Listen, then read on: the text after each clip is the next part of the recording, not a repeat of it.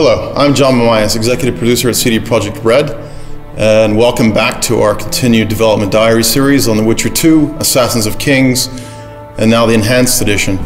Today we're going to delve into some of the new features we've created for the Enhanced Edition. To allay some of the story complexity, we've created some new cinematic sequences and spread them throughout the game. Our partner, Plattige Image, will first talk about the new intro that we've created, and after that our cinematics and art producer will talk about more of the cinematic sequences in the game. Just after finishing The Witcher 1, CD Projekt came to us with the idea of the intro for The Witcher 2, and it was quite a long time ago. It was like 3 years ago, and Witcher 2 wasn't even there. It was just an idea. The intro fills in an important piece of the backstory. Those who have played The Witcher 2 might remember that King Demavend's death at the hand of an assassin is something of a known fact at or near the beginning of the game. The intro shows exactly how that happened, and it shows it in spectacular fashion. From the very, very early stages, we knew what will happen in the intro. We also quite early knew where it will happen, because the idea of the action happening on the boat was very early in the process, and it came directly from CD Projekt.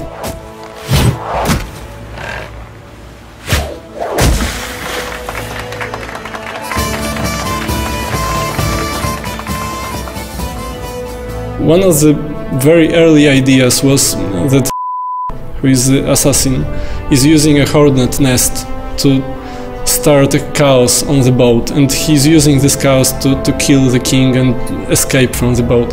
But I wasn't sure that it would really work as a cinematic experience, and after some discussions with Adam Badowski and some other people in CD Projekt, we came with the idea of the ice bomb. At the beginning we see the ship, the party, the jesters fooling around, then there's a freezing of the ship and the havoc that the assassin creates among the crew members. We wanted this final moment, crowning the whole action, to be really brutal, raw and ugly. I've realized that it will be so much more interesting and there will be so much more tension if we actually make the assassination during the collapsing of the ship.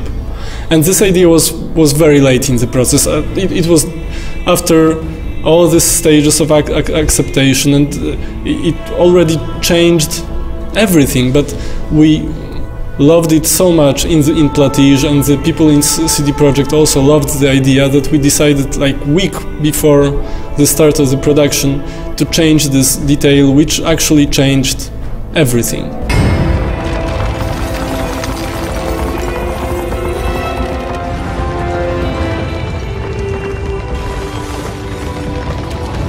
You see individual steps, muscle movements, slashes, and twinkles in the eye that express ferocity or fear. And they're all important. They all bring in a mountain of meaning. They suck you in and draw you to the edge of your seat, and bam, 3.5 minutes and you know you're gonna have one badass motherfucker to contend with.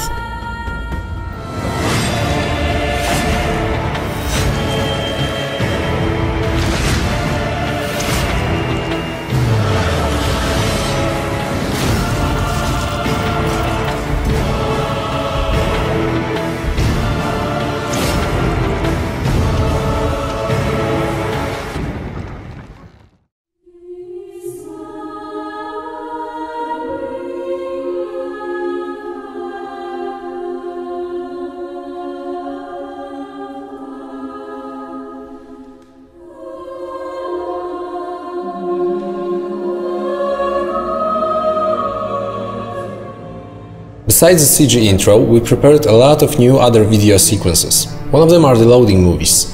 They were constructed to summarize what happened in the previous act and create a smooth transition to the next one. Grabbing Geralt, I embarked on a voyage upriver, deeper into the Pontar Valley. We also added 11 new cutscenes, all placed in the various places of the game.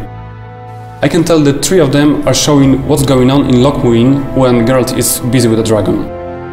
And the rest of them are connected with the new content of the game.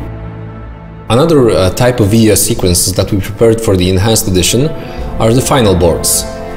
These are the short movies that are combined at the end of the game into one big movie that summarizes what happened in the game. Depending on the player choices, you can end up with 12 versions of those movies. Especially for this part of the game, we composed new music and recorded it with a live choir. The Witcher had traveled far and wide in search of the Kingslayers. Along the way, he had met both the righteous and scoundrels, Bernard Laredo amongst the latter. Additionally, we've prepared a completely new outro for the game. It was fully rendered on our own technology, Red Engine. And right from the start we decided it was going to take place in a whole new location, so yeah, we created a whole new location for it, which includes like new trees, new bushes, everything, just to have it geologically different. We also wanted to create this perfect view, and I think we achieved it is with this bridge that goes across a river. There's a forest on each side of the river. There's a mountain far off in the distance. It looks absolutely stunning, and I hope you guys will like it.